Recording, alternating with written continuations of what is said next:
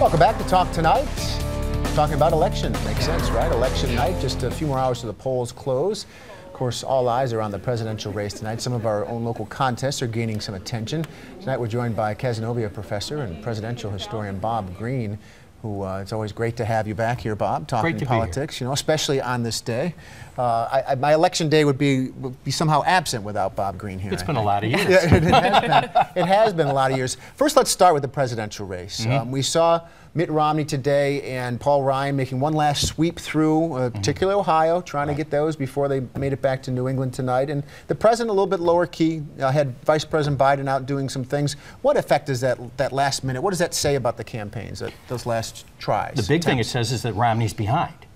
Obama is ahead. He's ahead right now by 0.9% to 1%, depending on which poll you believe. And when you're ahead, you are not going to have the aura of trying to play catch-up on the last day. So he went and played basketball. Romney knows that when all is said and done, it's going to be Ohio. And so he spent all that time there today, and he is behind in Ohio up to, the last time I saw it, 2 points now. So it really is, it's kind of a psychological mind game here.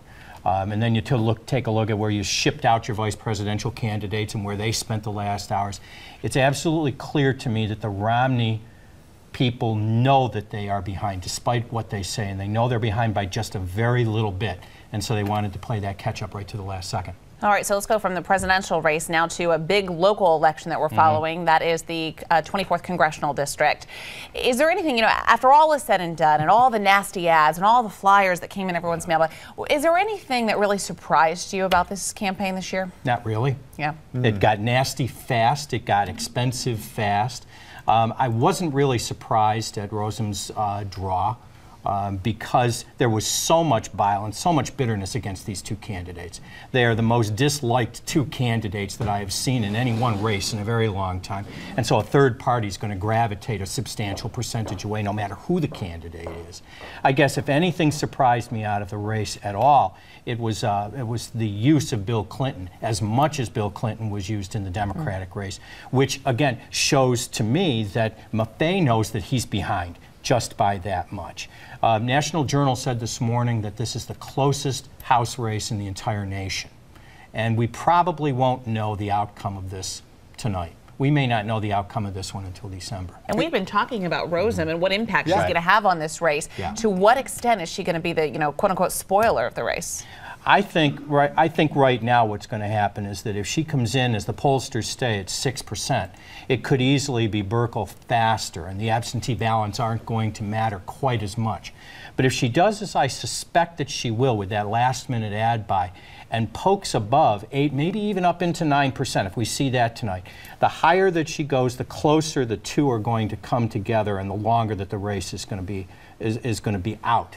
So she actually takes away a little bit from both sides, do you think? I think, well, she certainly takes away more from Maffei. That's what would seem the obvious. What we are told is that if you are a Green Party, if you're a Green Party person, you're actually a disaffected Democrat, as opposed to a disaffected Republican. But polls are telling us something else about this race. There's an awful lot of people out there who dislike both those candidates.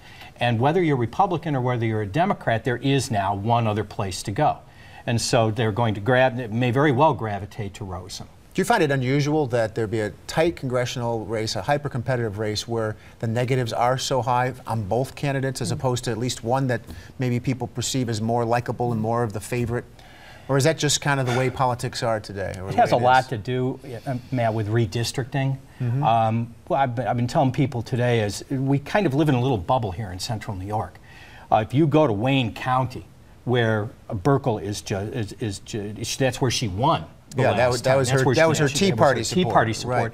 It's a completely different mindset towards this race. It's Buerkle, Buerkle, Buerkle. And we take a look at this here, and it's so tight, and you know, it's also a rubber match. I mean, when you come back after you're defeated, and you're only defeated by a handful of votes, I mean, you're not going to take anything at all for granted.